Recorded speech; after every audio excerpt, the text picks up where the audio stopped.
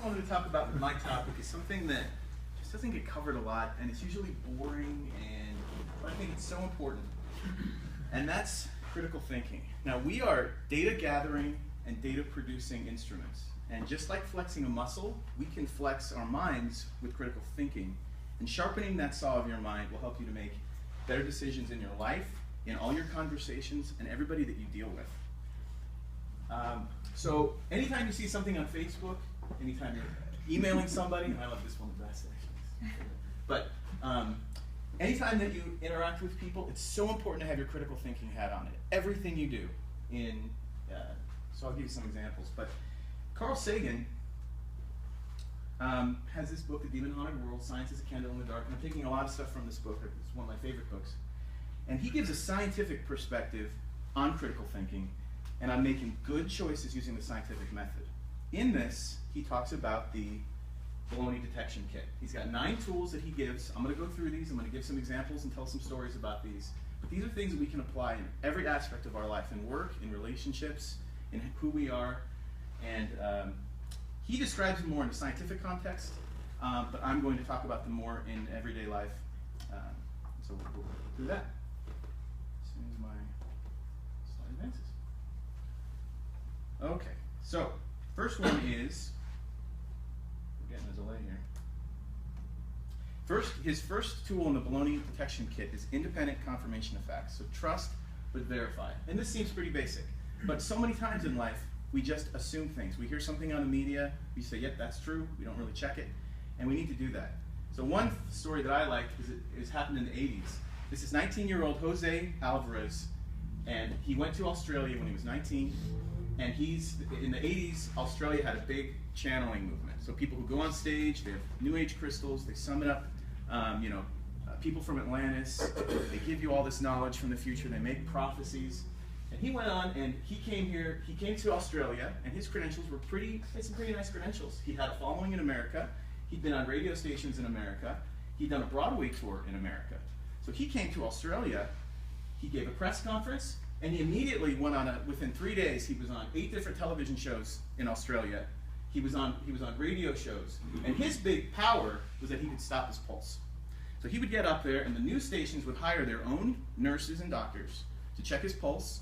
He'd be sitting there, he'd immediately start summoning this guy from Atlantis, and his pulse would stop. And the nurse is like, what? His pulse is gone. And then he comes back, and now his pulse is back, and now he's making prophecies and speaking. And it moved a lot of people. One other thing that happened was he threw water in the face of one of the journalists, and it was a slow news day. It made the front page of the paper. And he was able to land a gig at the Sydney Opera House in 1988, and he almost filled it. And I couldn't get any pictures of it, but these are a couple from the stage. I couldn't get any of the audience, but he almost filled it, and people want to buy his crystals, people want his knowledge, people are crying and praying and all this crazy stuff. And of course it comes out that he's a complete fraud, but it was actually staged by James Randi and Penn and Teller. So Penn and Teller in the 80s was on Broadway doing Penn and Teller shows, and at the end of one of his shows, Penn and Teller came out and said, just humor us, got somebody to put up here, and just clap for him and we'll take some pictures. And so they had all this documentation that Carlos was on Broadway. James Randi rented a sound booth in New York, and they had him set up, and they made it look like a radio station. Nobody checked any of these facts. And he went over and made a complete embarrassment in the 80s of all the Australian media. But this is the marketing part. They sent packets around to all the stations with all this information. So all the news stations like, oh, this big celebrity from America's coming. And they created the hype. And this guy really made a mockery of them. And the thing with the trick with the pulse, you just put a rubber ball under your armpit, you just hold it there, and when they're checking your pulse, you just press it. That's it. Simple trick that channelers from the 20th century would use. So check your facts. It's just a funny story. Always make sure that you independently check your facts. Any article, email, discussion, do it. Number 2, encourage debate by knowledgeable proponents. When you have a task or a problem that's really complicated, get the people who are knowledgeable about it, get them in the same room. The best example I have of this is the IPCC. When I run into people who say, climate change isn't happening, climate change is crap, climate change isn't real, I was asking, what do you think about the IPCC? They always go, I don't know what that is. The IPCC was created in 1988 by the UN, and this is 120 countries are in this, thousands of scientists who are not being paid by the ICCC, and they create reports. So they have thousands of scientists in all different levels of what they study regarding climate change, and their goal is to determine is man responsible for climate change, and are global temperatures rising? And it takes them this long to come out with reports. There's so many scientists that all have to agree and come to a consensus, and the next one's going to come out in 2014.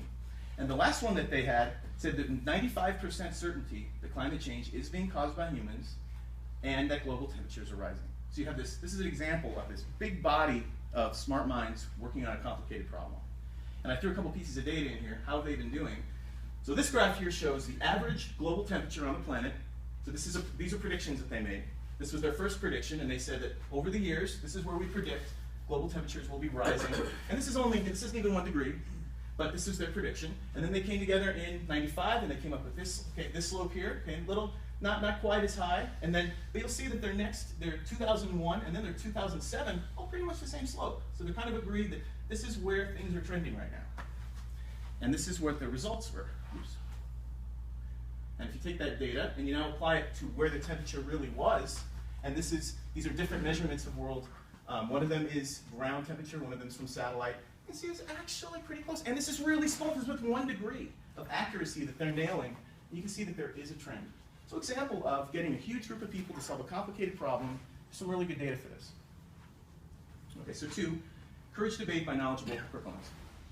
Third one, arguments from authority in science carry little weight. The way Carl Sagan describes this is that there are no authorities in science. There's only experts. And at best, there's experts, and experts can be wrong.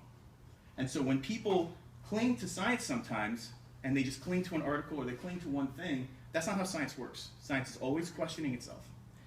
The example I had here was this guy, Andrew Wakefield, who you might know. This is the medical researcher who in 1998 came out with a study saying that links the MMR vaccine to autism.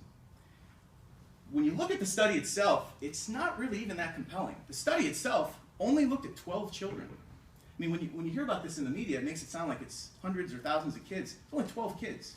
And it was an anonymous study, and the reason why it was interesting is because sometimes these studies that start off small, then you use as a springboard. You look at that and you go, wow, let's do a larger study. Well, it immediately fell apart. This guy was a complete fraud.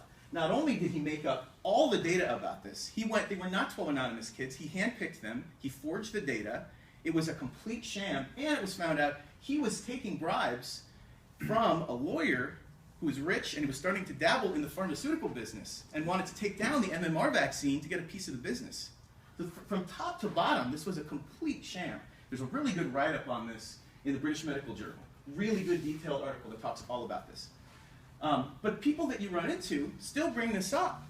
They haven't read the article, they don't know anything about it. They are focused on the authority, just on the authority, and they're not looking at the science itself. You gotta say there is no authority on science. One article doesn't mean anything, you gotta look at the big picture. And we need to remember this too. When somebody we respect as an authority in something tells us something, step back and he's just an expert. I need to think about this too. Okay, so 4, spin more than one hypothesis. Why do we love these guys so much? So maybe because of their ability to see details in things, but best thing Sherlock Holmes does is he's always spinning multiple hypotheses. What are all the different ways that we could get to this end result? And we need to be doing this too. And this can be little things in our life, even somebody who cuts you off in traffic and you get really mad at him. What if that guy's going to the hospital to see his family member, or what if he's heading to a meeting and he's really late? I mean, there's always, don't jump on that first hypothesis that you have in any situation. Take a second and try to think of others. 5, don't get too attached to your own hypothesis. This is the hardest one. But when you're trying to convince somebody of something and they're stuck on that idea and they're not going to move simply because they're not going to move, it makes it impossible for you to come up with a good alternative to argue with them. Especially when it's you, when you're stuck. And this happens a lot with religion and politics. When you're trying to talk to somebody and they're stuck on the argument and they're tied to one of these, to their side, to their party or their religion, you're not going to get anywhere. And the only person you can start with is yourself. Focus on, can I let go of this idea? And the core takeaway in this one is, it's okay to be wrong. You need to be able to say, it's okay if I'm wrong in this argument. And that's the best way to get to the truth of anything. And a lot of times this is you that's the wrong one. Because if you don't put holes in your argument, somebody else will. Okay, sixth one is quantify. If I tell you that something is near or far, something is not near, it's not really far away either, gives you some information. But if I tell you it's 2 miles away, that's going to be a lot better. Attach numbers to data, you're going to have a better quality of data. The way I can describe this best is with the Fukushima reactor. When that happened, it was all over the news. This constant rush of nuclear, and these maps that show concentric circles of death, and it looks scary. It's definitely scary. Let's look at some numbers on this, because I started seeing some articles on this. I started digging into it. Here's a map of Fukushima incident, and this is current radiation as of, and I believe this is from last year. Now you've got, if people in the back can see this, we're going to talk about some of these numbers. You've got these different shades. You've got where the reactor is, and these concentric circles, 20 kilometers, 30 kilometers, just to give some scale. And there's these different measurements here. The unit of measurement is MRs. This is millirungens, okay?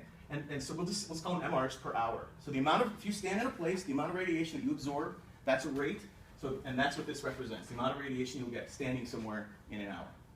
Okay, so you see these here, okay? Those still don't really mean anything to me. I don't really know what those are. So let's talk about it. So the average person, us sitting in a room right now, we're getting 0.01 to 0.02 MR per hour in background radiation. That's just the baseline. Say, okay, so 0.01 to 0.02. You look over here and you say, okay, the people in blue and green are getting, everything green and below here is about 1 and down. You say, okay, well that's about 100 times the radiation we're getting right now. That sounds bad. Okay. I went and looked up some safety standards for people who work around radiation. This is X-ray techs, some people in the medical profession, people who work some industrial stuff.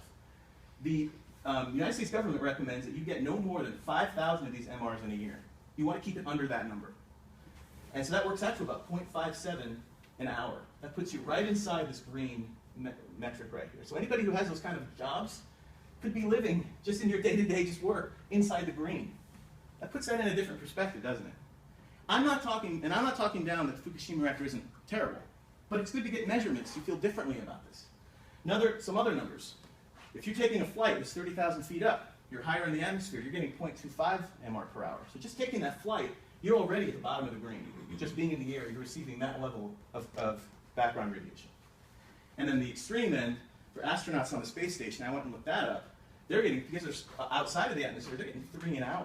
So the astronaut's in space for 6 months.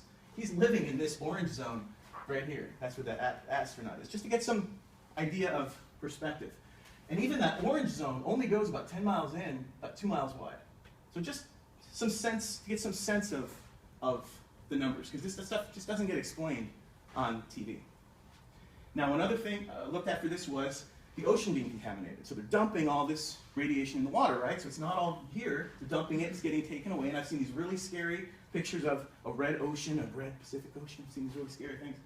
Well, I didn't want to put too much in this, but one thing is that the Pacific Ocean, when you just look at the baselines of radiation from the Pacific Ocean and you compare it to the Atlantic Ocean or the Mediterranean or the Black Sea, Pacific Ocean is way lower overall in radiation. So if we're talking, is the Pacific Ocean going to be radioactive wasteland? Absolutely not. It's not even close right now to where these other bodies of water are, where you're getting lots of things dumped. There's lots of things that can cause radiation besides just nuclear spills. There's a lot of other factors.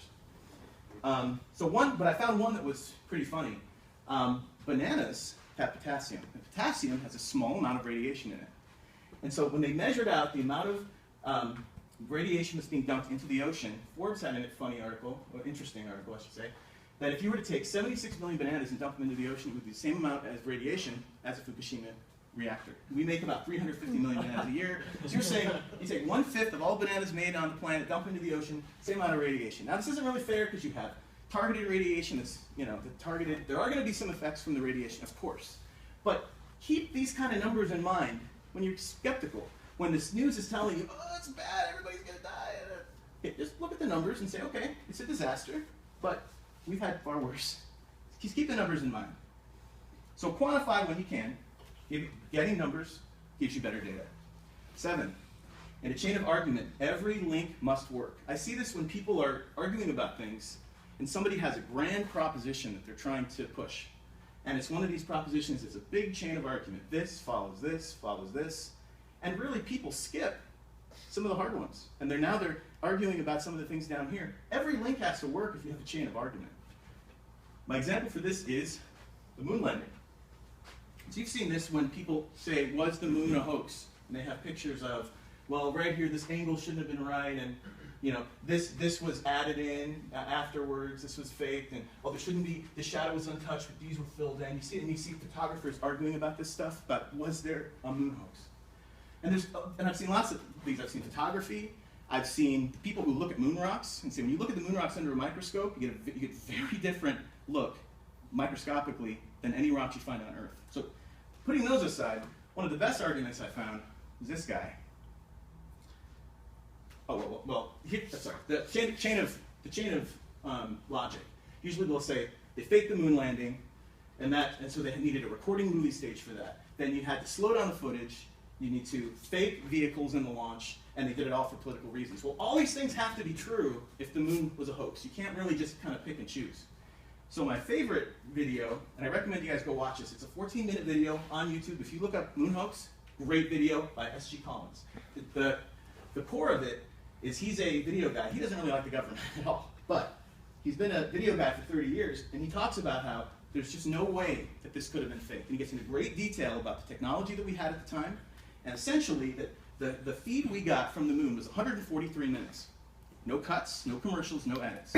And that at the time, in 1969, that wasn't possible given our, and he goes all into it. So I recommend you watch this. But as soon as you have something like this in an argument, everything else falls apart. You don't have to worry about the spaceship, you don't have to worry about the pictures. If you have one big glaring problem with an argument, how did we see that video then? This unedited, crisp video from a time when we had no Photoshop, we had no movie maker. Your argument falls apart. So in a chain of argument, every link must work. Don't waste time on the other parts of it.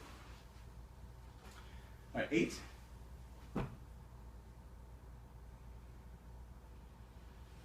Come on, Occam's razor. So if you have two hypotheses that give the same results, choose the simpler of the two. That's a good rule of thumb, saves you time, and uses science, and we should use it in our lives too. So my example of this is crop circles. So crop circles this is just a quick and dirty example. So they started in the 1970s in England. These crop circles started popping up all over the place. Now, let's talk about two theories of what it could be. One is that aliens are landing. Now, it started in the 1970s for some reason. No evidence of UFOs. Now, people have been reporting UFOs, but there's no pictures. There's no burn marks on the ground. So that's one theory. Okay. Another theory is that these two guys, Doug Bauer and Dave Chorley, in the 70s, came out in 1991 and said, yeah, we've been doing this for 20 years. We hate the UFO people. They drive us crazy. We thought it would be really funny to mess with them. And one thing we did is we joined their ranks, too. So when they started, the UFO people in England said, we think somebody might be hoaxing this. They were watching fields. Yeah, we joined their ranks and we learned what fields they were watching on which days. And when they would move away from one field, then we would do a crop circle there. And then they'd say, oh, the aliens must have known. And the reporters were also skeptical. They showed their work to the reporters. The reporters took them to a field, had them do the crop circle right there.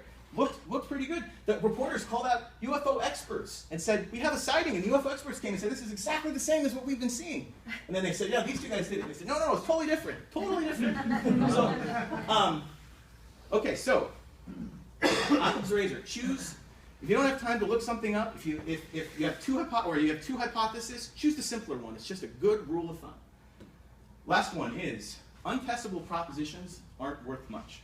When somebody brings you something and they're trying to convince you of something and you can't test it, it's really not worth much. Sagan's example was the dragon in my garage. So if I tell you that I have a dragon in my garage, you're going to want to see it. And you come over and I lift it. And I open my garage and you don't see anything. And they say, hey, where is it? And I go, oh, well, this is an invisible dragon. I say, oh, okay. Well, let's lay some flour on the ground so I can see its footprints. Well, it floats. Okay. I'm going to spray some spray paint on it. Oh, no. That's no stick skin. You can't stick. Let me put some infrared goggles on. There's no heat. This is a useless proposition. It doesn't help you. It doesn't help anybody. Don't waste your time with useless propositions. So that's my talk. We'll run through these quick. Independent confirmation of facts. Courage to debate by knowledgeable proponents. Arguments from authority carry little weight. Spin more than one hypothesis. Don't get attached to your own hypothesis. Quantify. In a chain of argument, every link must work. Occam's razor. Untestable propositions don't mean much. The book is Demon Haunted World, Science is a Candle in the Dark. I recommend you read it. They have it free on YouTube. You can listen to most of it on YouTube. And that's my talk.